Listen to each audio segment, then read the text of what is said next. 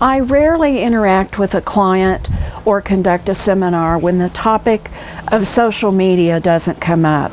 It seems to be a challenge in the workplace, both seeing the benefits as well as the challenges of it.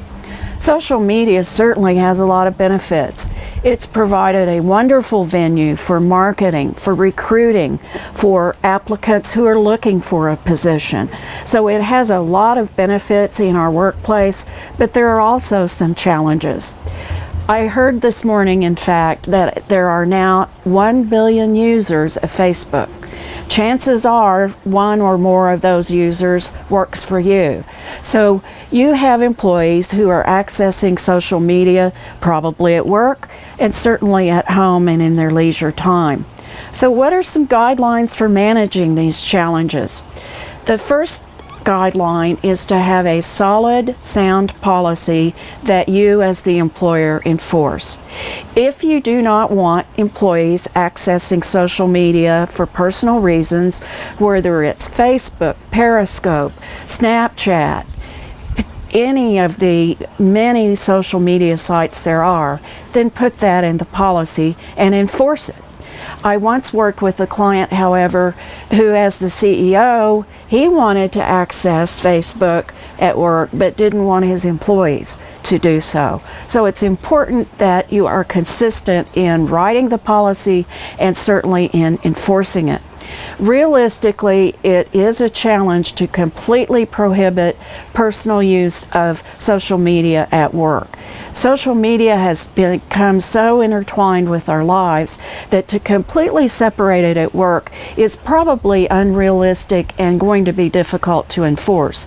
Nonetheless, it's your call as the employer as to whether you want to do so or not. While you cannot absolutely control everything an employee posts on a social media site for personal reasons, you certainly can limit that.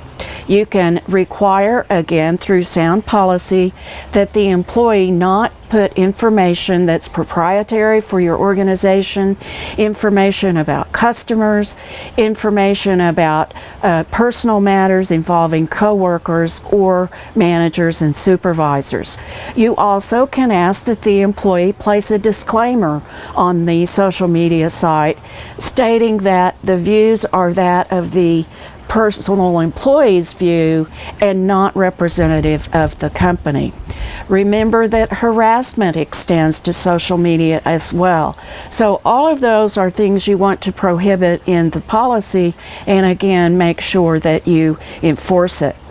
Employees certainly can access Facebook and other sites at work when they are a part of your marketing team or perhaps your HR team who is recruiting using those sites. Again, those are very valuable ways to use social media to your company's benefit. On the next tip, I'll talk about ways you as an employer can help your employees manage stress during the holiday season.